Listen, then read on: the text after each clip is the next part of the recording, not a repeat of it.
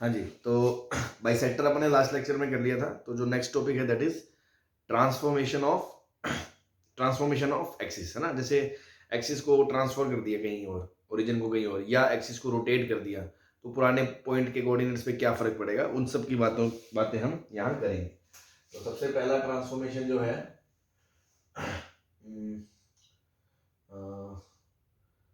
Shifting of origin.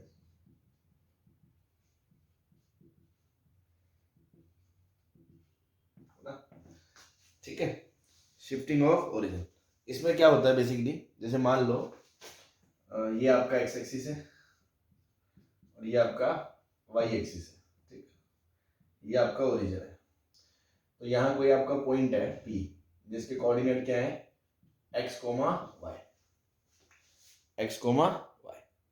अब हमने क्या करा, हमने ये जो एक्सिस है ना, ऐसे जैसे ये एक्स एक्सिस है, ये उठा, और ये वाई एक्सिस है, इसको उठा के कहीं और रख दिया। एक्सिस सही रही, एक्स एक्सिस सीधी रही, वाई एक्सिस ऐसी रही, इसको घुमाया घुमाया नहीं, बस ओरिजिन को उठा के कहीं और रख दिया। जैसे यहाँ रख दिया, यहाँ रख दिया, यहाँ रख दिया, तो ओरिजिन को शिफ्ट कर दिया। तो सपोज कि मैंने जो नई ओरिजिन है, नया एक्सिस यहाँ पे आ गया। सपोज ये नई वाई एक्सिस आ गई, वाई न्यू, और ये नई एक्स एक्सिस आ गई, एक्स न्यू। तो ये आपका ओरिजिन भी नया आ जाएगा, ओ डैश। ठीक है, अब आप ध्यान से देखो। ठीक है, अब क्या करना है हमें कि यहां से लेके यहां तक, जैसे इस पॉइंट के कोऑर्डिनेट थे ओरिजिनली एक्स कोमा वाई, तो ये वाली जो डिस्टेंस है, ये वाली, ये क्या होगी, एक्स होगी, x.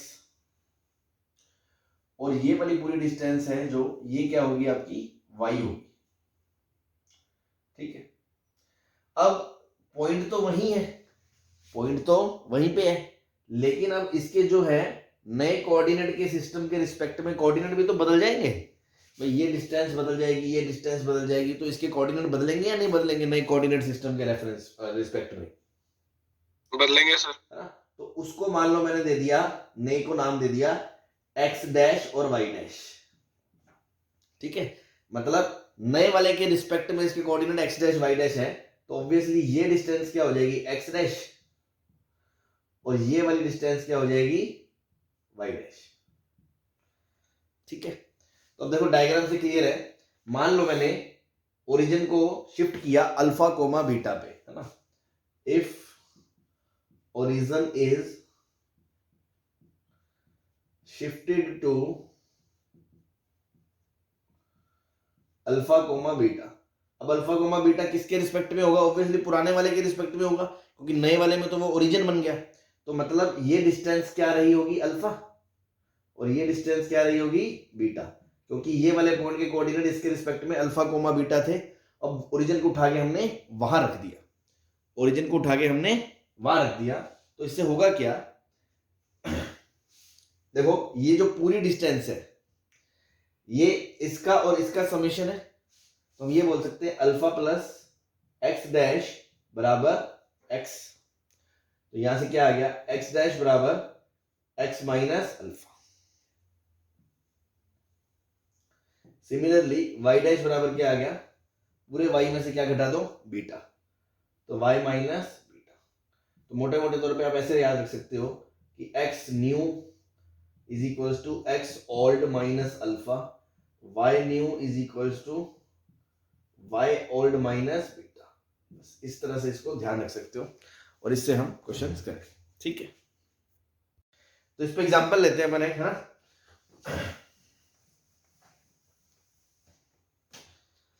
Suppose origin is shifted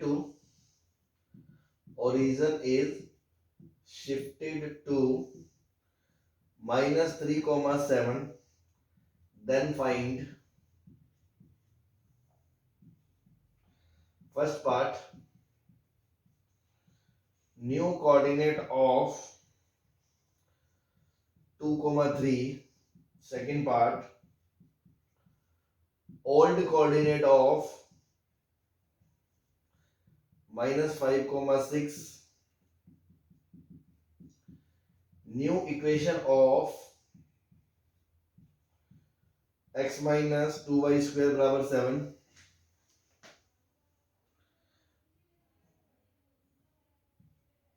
and odd equation of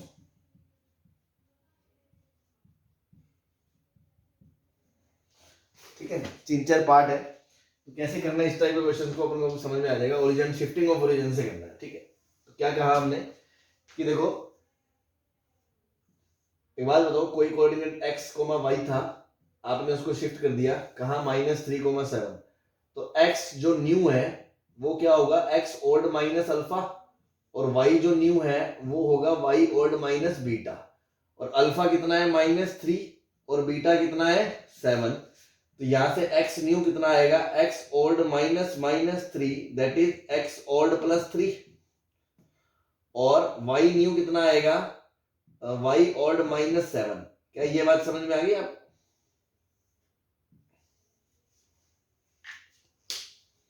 हाँ जी बोलो। Yes sir. अब फर्स्ट पार्ट क्या कह रहा है, इसके नए कोऑर्डिनेट बताओ, मतलब ये पुराने के रेफरेंस में है। तो फर्स्ट पार्ट के हिसाब से x न्यू क्या हो जाएगा, x ओल्ड कितना है 2 + 3, तो कितना हो गया 5, और y न्यू कितना हो जाएगा, y ओल्ड कितना है 3 - 7 कितना -4। तो इसके जो नए कोऑर्डिनेट आएंगे वो कितने आ जाएंगे, 5, -4।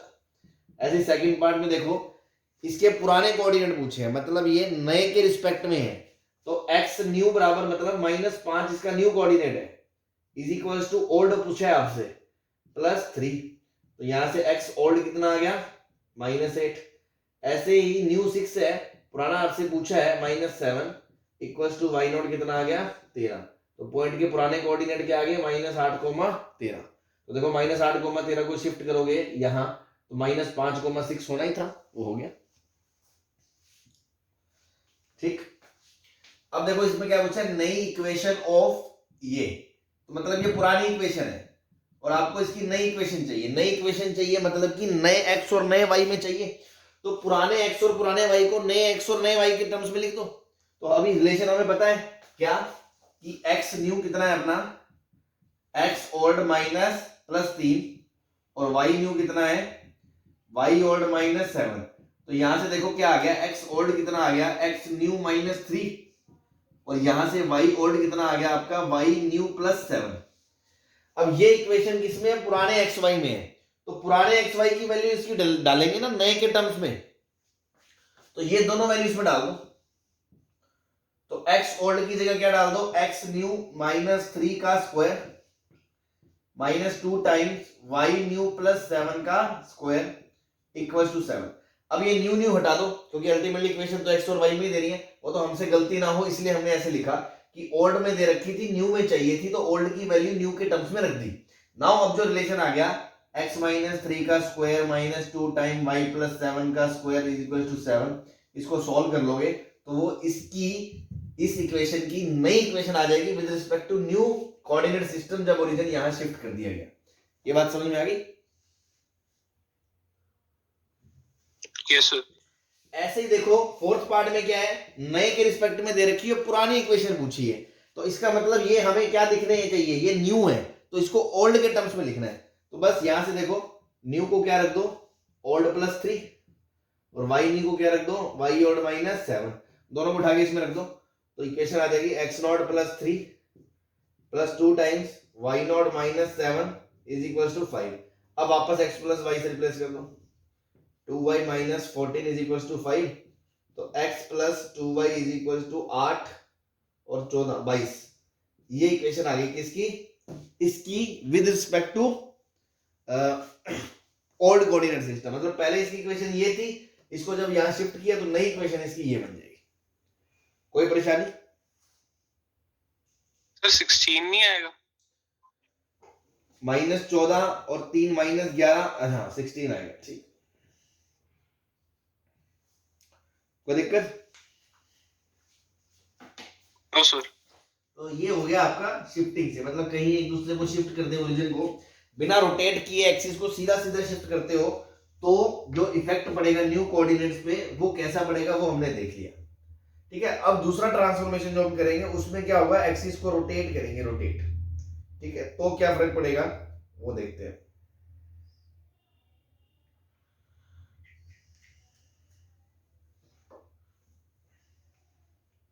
बता दें? Yes sir. ठीक,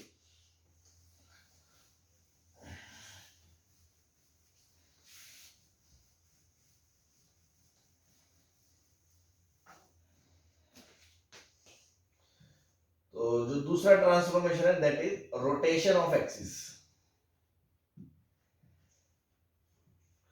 रोटेशन ऑफ कोऑर्डिनेट एक्सिस।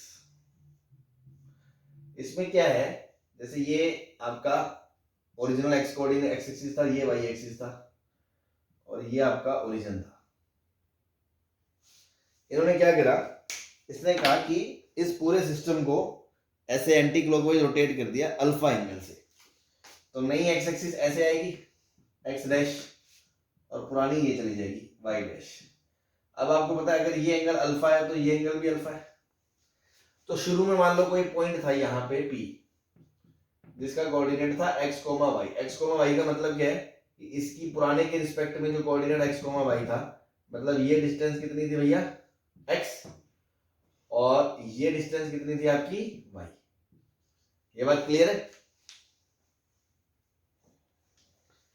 अब इसके नए के रिस्पेक्ट में जो कोऑर्डिनेट है, तो नई एक्सिस देखो परपेंडिकुलर डिस्टेंस यहां से गिराओगे ये आएगी ऐसे, ये परपेंडिकुलर है, तो ये वाली जो लेंथ है वो क्या होगी y डैश, नई coordinate x dash y dash मान लो, और यहां से लेके यहां तक की जो डिस्टेंस होगी ये यहां से लेके यहां तक, that would be x dash.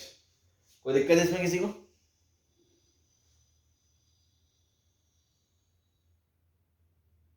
No sir. अब अपन को पुराने कोऑर्डिनेट और न्यू कोऑर्डिनेट में रिलेशन निकालना है, जैसा हमने पिछली बार निकाला। पिछला आसान था, इसमें थोड़ा सा कैलकुलेशन होगा।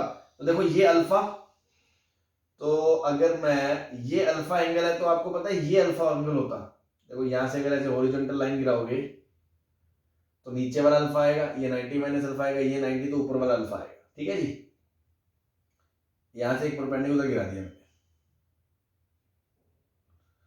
ठीक है, तो देखो ये y डैश, तो ये length y dash cos alpha आएगी यहां से लेके यहां तक। Yes sir. y dash cos alpha. ठीक है जी, और एक चीज और देखो,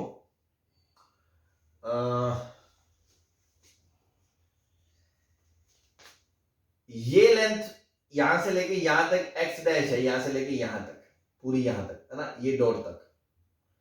इसका अगर मैं प्रोजेक्शन गिराता हूं यहां पे, यहां से परपेंडिकुलर गिराया यहां से, तो ये जो पूरी लेंथ है ये x डैश कोस अल्फा होगी यहां से लेके यहां तक, और ये जो लेंथ है ये x डैश साइन अल्फा होगी यहां से लेके यहां तक। कोई दिक्कत किसमें इस चीज को लेके? No sir. ठीक, अब आप ध्यान से देखो कि जो ये y था y, या ये पूरा x है x, है ना, ये x डैश कोस अल्फा में से, और ये वाली जो लेंथ है ये वाली क्या होगी, y डैश साइन अल्फा होगी, ये वाली।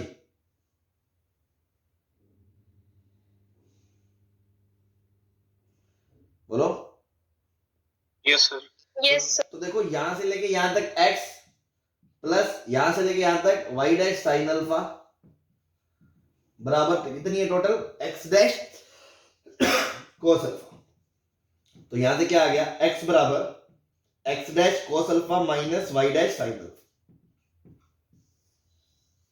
एक आ गया। ऐसे देखो ये लेंथ है x डैश साइन अल्फा, ये है y डैश कोस अल्फा, तो ये पूरी y है, तो पूरा y क्या है, x dash sine alpha plus y dash cos alpha. ये रेडीमेड फॉर्मूला आ गया नए कोऑर्डिनेट और पुराने कोऑर्डिनेट के बीच।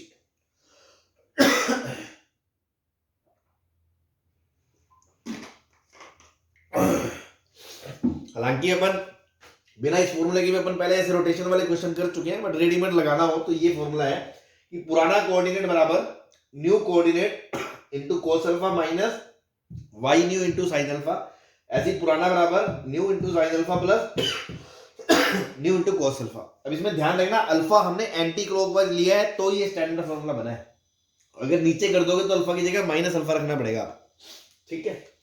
और याद कैसे रखोगे, ऐसे याद रखो cos minus sine, sine cos, भाई x यहाँ पुराना या नया, cos minus sine sine cos, क्योंकि बार बार डिराइव थोड़ी करेंगे तो आपको कैसे ना कैसे इसको याद रखना पड़ेगा। ये तो पुराना नए के टर्म्स में है, ऐसी नया पुराने के टर्म्स में भी आ जाएगा। कैसे, मान लो फर्स्ट इक्वेशन को किससे सोल्व कर दो आप, x cos अल्फा से, और दूसरी इक्वेशन को किससे मल्टीप्लाई कर दो, साइन अल्फा से, और दोनों को जोड़ दो तो y dash sine alpha, y dash cos alpha sine alpha cut जाएगा। इधर से क्या आएगा, x dash cos alpha cos square alpha, plus इधर से आएगा x dash sine square alpha, और इधर क्या आएगा x cos alpha plus y sine alpha, तो ये 1 बन जाएगा। तो x डैश आ गया पुराने के टर्म्स में क्या, सीधे ही x cos alpha plus y sign alpha, ऐसे भी याद रख सकते हो। ये तो पुराना नए के टर्म्स में है, ये नया पुराने के टर्म्स में है। ऐसे ही देखो इस बार क्या, इसको साइन से गुना करो, इसको cos से गुना करो, तो इसको cos से गुना करोगे तो y, एक सेकंड, इसको साइन से गुना करोगे x साइन अल्फा, और इसको cos से गुना करोगे y cos अल्फा, और दोनों को घटाओगे ताकि x dash sign cos x dash sign cos कर गया, तो यहां से क्या आएगा y dash sine square minus y dash cos square, minus y dash बचेगा, और वो माइनस को इधर शिफ्ट कर दोगे तो आपका आंसर आएगा y cos alpha minus x sine alpha, सही है, यही आएगा y डैश का आंसर, ठीक है। तो x और y के में रिलेशन आ गया, तो इसको आप रेडीमेड डायरेक्ट यूज कर सकते हो अगर आपको कभी नीड महसूस हो तो। कोई दिक्कत किसी को?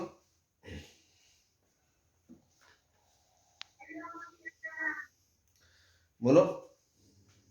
No sir. ठीक, नोट कर लो। इसका यूज डायरेक्ट कैसे करोगे, जैसे मान लो मैंने कह दिया कि पॉइंट है 1,2 और उसको हमने एक्सिस को रोटेट कर दिया 45 degree in anti clockwise direction, तो न्यू कोऑर्डिनेट्स बता दो। तो या तो बेसिक से वो करोगे अपन डायग्राम बना के, या डायरेक्ट इसमें रख दो क्योंकि अपना फॉलो हो रहा है सब कुछ। तो x डैश कितना आएगा, पुराना x 1 into cos alpha 1/√2 plus y into 1/√2, ऐसे y डैश कितना आएगा, पुराना y 2 into 1/√2 minus x into 1/1/√2। तो देखो पॉइंट कितना आ गया आपका 3/√2 1/√2, ये नए पॉइंट के कोऑर्डिनेट आ जाएंगे, ये इसका यूज है। समझ में आ गई बात? जी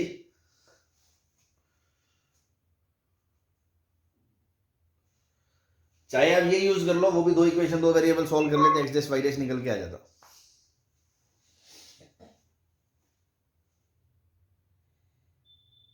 कोई दिक्कत?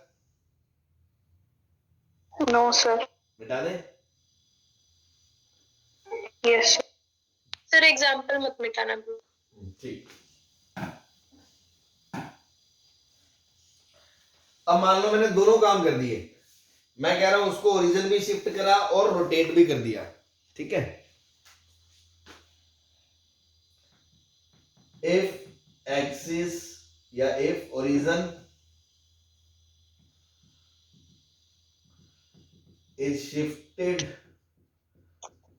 to alpha comma beta as well as axes are rotated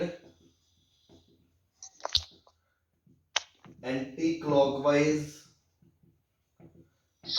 by angle alpha,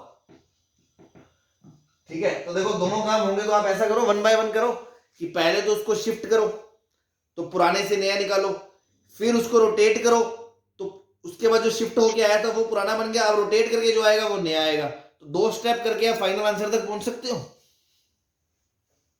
yes तो सिंपल सा लॉजिक है कि हमने फर्स्ट शिफ्ट किया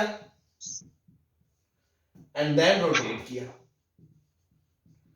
तो उन दोनों के मिक्सचर से ही आप आंसर निकाल सकते हो। कैसे कि यहां पे जो x ओल्ड था वो यहां पे क्या बन जाता है, एक्स ओल्ड माइनस अल्फा बन जाता है, एक्स न्यू। उसके बाद शिफ्टिंग के बाद जो है वो पुराना हो गया। फिर पुराने वाले का फॉर्मूला अभी मैंने लिखाया था यहां साइड में, क्या कि एक्स ओल्ड बराबर x cos alpha minus y dash sine alpha. ऐसे वाई ओल्ड बराबर क्या था, x dash sine alpha plus y dash cos alpha. लिखाया था नहीं लिखाया था, बोलो। Yes sir. और इसके लिए एक्स ओल्ड का काम तो ये करेगा ना, ये एक्स एन और ये वाई एन, बोलो।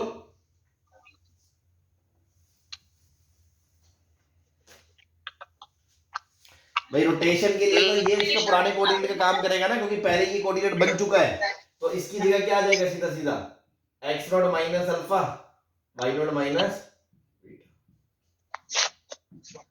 तो ये रिलेशन आ गया। लो अब इसको रटने की जरूरत नहीं है, सिंपल सी बात है, पहले ट्रांसफर करा फिर उसको रोटेट करा, दोनों को मिक्सचर कर दिया, आंसर आ गया।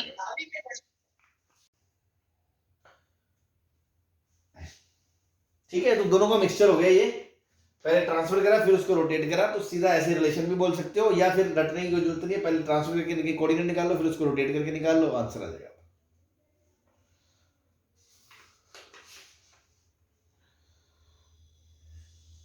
ठीक है, एक ट्रांसफॉर्मेशन हो रहा है वो बिल्कुल ही काम का नहीं है, बस ठीक है, आपको कभी अगर क्वेश्चन आ जाए तो चलो बता देंगे, काम के दो ही थे मेन, पहला दूसरा, ठीक है ना।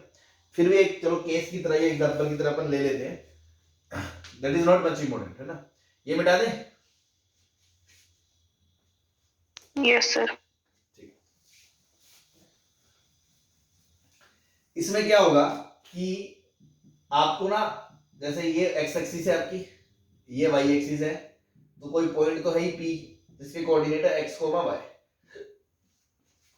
अब इसके बाद ना वो इन्हीं कोऑर्डिनेट एक्सिस को घुमा के या वो नहीं कर रहा, वो पता है क्या, कोई भी दो लाइनें दे देगा, मान लो कोई दो लाइनें दे दी उसने इसके रिस्पेक्ट में, एक लाइन दे दी a1x plus b1y plus c1 बराबर 0, और दूसरी लाइन उसने दे दी इसके परपेंडिकुलर, इसके परपेंडिकुलर लाइन की इक्वेशन कैसी होगी भाई, b1x माइनस a1y होगी प्लस c2, बोलो। कोई भी लाइन इसके परपेंडिकुलर ऐसे लिखी जा सकती है मुन्ना, याद है? Yes sir. कोई भी उसने दो परपेंडिकुलर लाइन दे दी और बोला ये ओरिजिन है, मतलब ये दो लाइनें कोऑर्डिनेट एक्सिस की तरह काम करेगी, मतलब ये लाइन करेगी एक्स न्यू की तरह काम और ये लाइन करेगी वाई न्यू की तरह काम, ठीक है। सीधा लाइनों की इक्वेशन ही दे दी, मतलब हमें शिफ्ट करके ओरिजिन करके वो सब नहीं दिया हुआ। तो हम क्या करेंगे भाई, इसका न्यू कोऑर्डिनेट एक्स डैश, तो इसके रिस्पेक्ट में ये होगा वाई डैश, और यहां से यहां परपेंडिकुलर डिस्टेंस गिराओगे तो ये हो गया इसका एक्स डैश और ये हो गया इसका वाई डैश। ये समझ में आता है, ये वाई डैश होगा न्यू और ये एक्स डैश होगा उसके रिस्पेक्ट में परपेंडिकुलर डिस्टेंस। हाँ जी, सही है। Yes sir. अब ऑब्वियसली देखो एक्स डैश क्या है, इस लाइन से इसकी परपेंडिकुलर डिस्टेंस ना, लाइन की इक्वेशन पता है, तो एक्स डैश क्या हो जाएगा, b1x minus a1y plus c2 upon root of a1 square plus b1 square, और y डैश क्या हो जाएगा उधर से इसकी इससे डिस्टेंस, इसकी इससे distance b1x minus a1y plus c2 upon root of a1 square plus, sorry इससे इस लाइन की इक्वेशन a1x प्लस b1y है, a1x plus b1y plus c, ठीक है। तो ये x का नया कोऑर्डिनेट आ जाएगा, ये y का नया कोऑर्डिनेट आ जाएगा, किसके रिस्पेक्ट में, इस रेफरेंस सिस्टम के रिस्पेक्ट में, ठीक है जी। कोई दिक्कत? No sir. बस ठीक।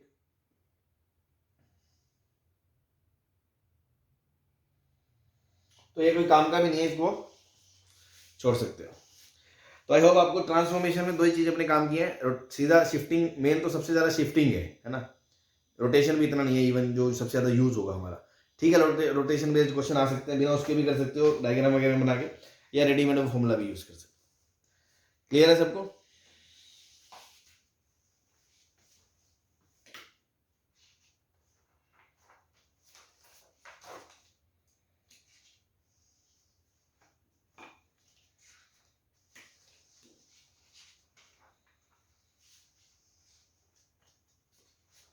जी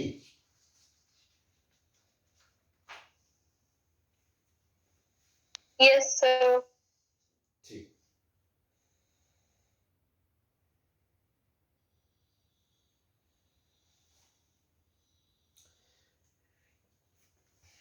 ठीक है। तो देखा जाए तो स्ट्रेट लाइन का जो पार्ट है मेन, वो स्ट्रेट लाइन अपना खत्म हो गया है।